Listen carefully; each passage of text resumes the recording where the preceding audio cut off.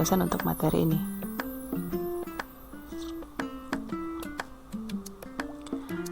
Adapun tujuan kita mempelajari materi ini antara lain, kita mampu membedakan antara proses ekstraksi pada cair dan cair-cair serta aplikasinya.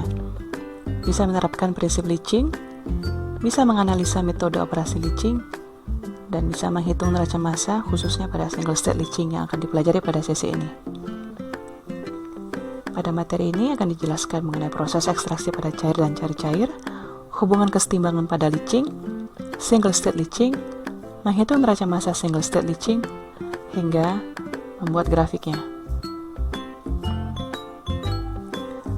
Ekstraksi. Ekstraksi merupakan salah satu metode separasi yang menggunakan prinsip perbedaan kelarutan solut pada solvennya.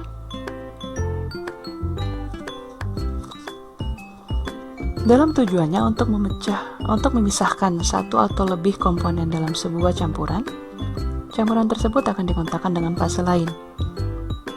Pasangan-pasangan fase tersebut bisa bermacam-macam, bisa gas liquid, uap liquid, liquid-liquid, atau fluid-liquid, dan fluid-solid.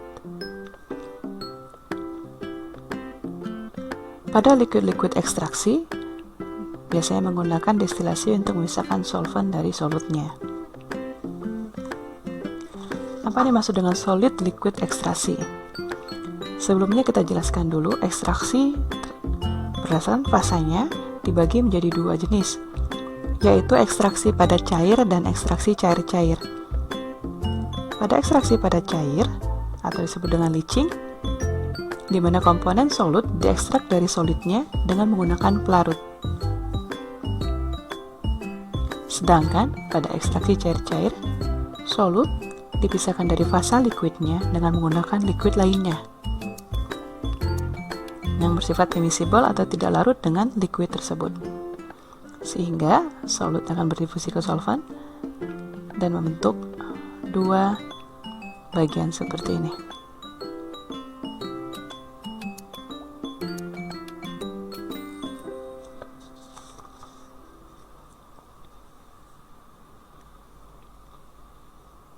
Sebelum kita menjelaskan apa perbedaan destilasi dan ekstraksi, ada beberapa contoh penerapan ekstraksi. Misalnya, pada pemisahan asam lemak dengan berat molekul yang besar, bisa dipisahkan dari minyak nabatinya dengan menggunakan ekstraksi solvent propana cair. Dan tentunya jika kita menggunakan destilasi harus dengan menggunakan destilasi vakum yang biayanya sangat mahal. Atau ekstraksi cair-cair pada industri farmasi, pembuatan penisilin yang terjadi dalam campuran fermentasinya yang sangat kompleks, maka liquid-liquid ekstraksi biasanya sering digunakan.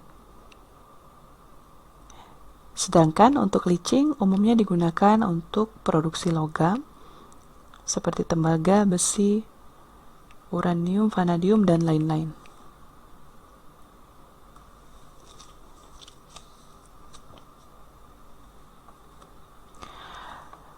Apa yang melandasi kita memilih ekstraksi daripada destilasi untuk kondisi tertentu?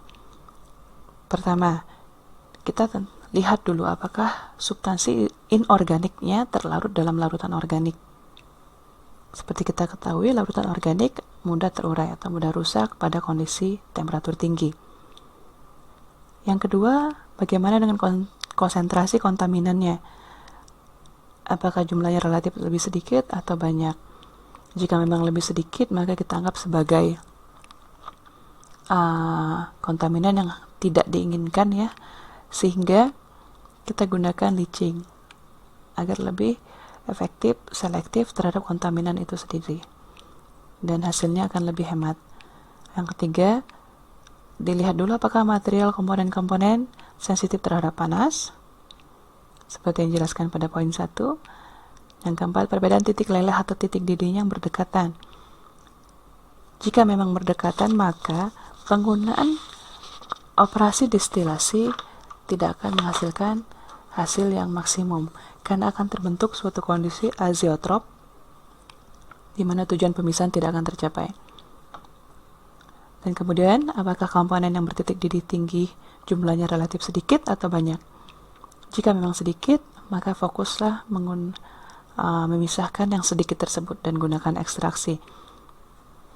Karena jika kita menggunakan destilasi dengan perlakuan panas, maka akan banyak cost di pengolahan top product atau di destilatnya.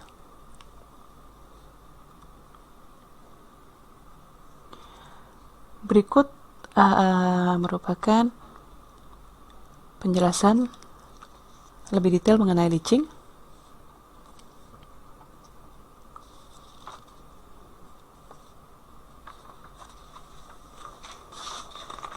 Seperti kita sebutkan sebelumnya, leaching adalah proses pemisahan solut dari solid menggunakan pelarut berdasarkan prinsip kelarutan. Ya, pada umumnya seperti kita ketahui, banyak sekali komponen-komponen organik, inorganik, bahkan biologi yang terbentuk dalam suatu campuran dengan komponen-komponen yang terbentuk dalam sebuah padatan atau solid. Ya, jadi banyak di alam sekitar kita banyak komponen-komponen organik, inorganik, bahkan biologi yang terbentuk dalam suatu campuran dengan komponen-komponen yang berbeda-beda dalam suatu padatan atau solid. Nah, bagaimana memisahkan solut yang kita inginkan, atau bagaimana memisahkan atau membuang komponen solut yang tidak diinginkan dari fase solid ini? Maka solid tersebut kita kontakkan dengan fase liquid. Dua fase yang berkontak ini menyebabkan solut akan berdifusi dari solid ke fase liquid, sehingga terjadi pemisahan dari komponen-komponen awal dari padatan ke solvent. Nah, proses ini dinamakan dengan leaching atau ekstraksi padat liquid. Dalam leaching itu sendiri, komponen-komponen tidak diinginkan dihilangkan dari padatannya dengan menggunakan air, itu disebut dengan washing. Jadi ada istilah washing di sini. Jika kita menggunakan solventnya air, maka disebut dengan washing. Konsep utamanya 3, yaitu solvent berdifusi ke dalam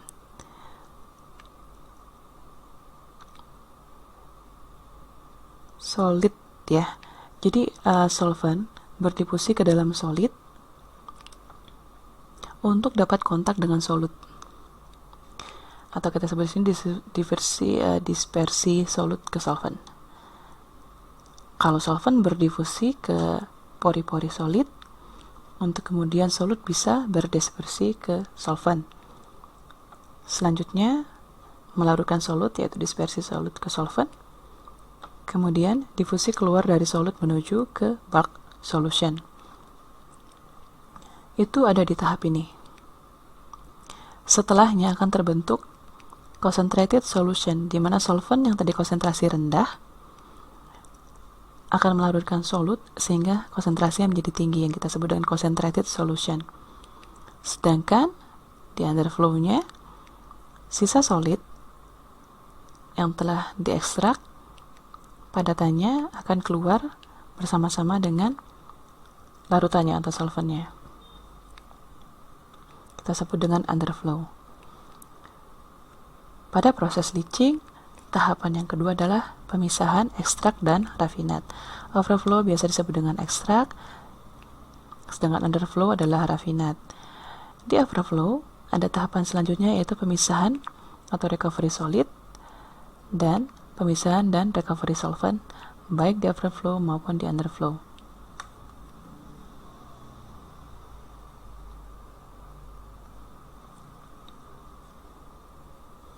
Kapan kita menggunakan proses leaching? Apakah pernah dalam kehidupan sehari-hari kita berhubungan dengan prinsip-prinsip leaching? Mungkin bisa kita lihat dalam sehari-hari seperti contoh yang kita sebutkan di sini. Pembuatan kopi. Sini adalah penyeduhan kopi, yang dimaksud adalah supercritical extraction kafein dari kopi. Atau bentuk ekstraksi minyak dari kacang kedelai, biji bunga matahari, ekstraksi santan dari kelapa, minyak ikan dari sisa ikan dengan menggunakan pelarut organik, atau pemurnian pada industri metalurgi.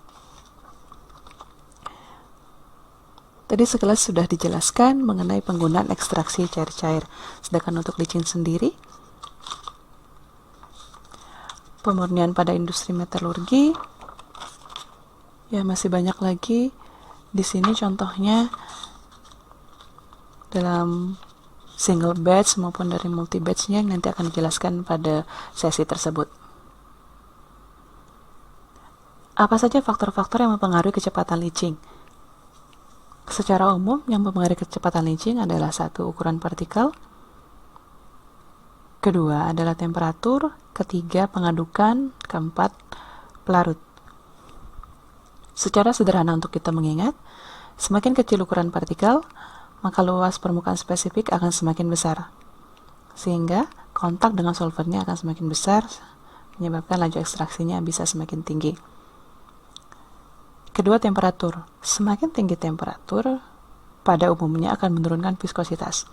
Viskositas yang rendah, maka difusivitas akan lebih besar. Difusivitas yang besar adalah celah untuk melarutkan solut ke solvent dengan lebih baik, sehingga laju ekstraksi akan semakin cepat. Pengadukan. Semakin besar pengadukan, maka laju transfer massa dari permukaan partikel ke bulk solution akan semakin besar. Akibatnya, leaching pun akan semakin cepat. Dan kelebihan kedua, dengan adanya pengadukan, pengendapan partikel-partikel halus dapat dihindari. Keempat, konsentrasi pelarut. Semakin tinggi konsentrasi pelarut, maka viskositas akan semakin besar. Jika viskositasnya besar, maka laju ekstraksi akan semakin rendah. Oleh karena itu, yang kita inginkan adalah pelarut dengan konsentrasi yang lebih rendah. Pelarut sangat menentukan apakah proses leaching yang kita lakukan berjalan optimal atau tidak. Salah dalam memilih pelarut malah akan membuat masalah baru. Pelarut seharusnya bersifat immiscible, bersifat tidak larut terhadap fasa liquid. Kepolaran, derajat kelarutan, viskositas, titik didih, korosif, sampai dengan ketersediaannya, nilai keekonomisannya menjadi salah satu tolak ukur dalam pemilihan pelarut.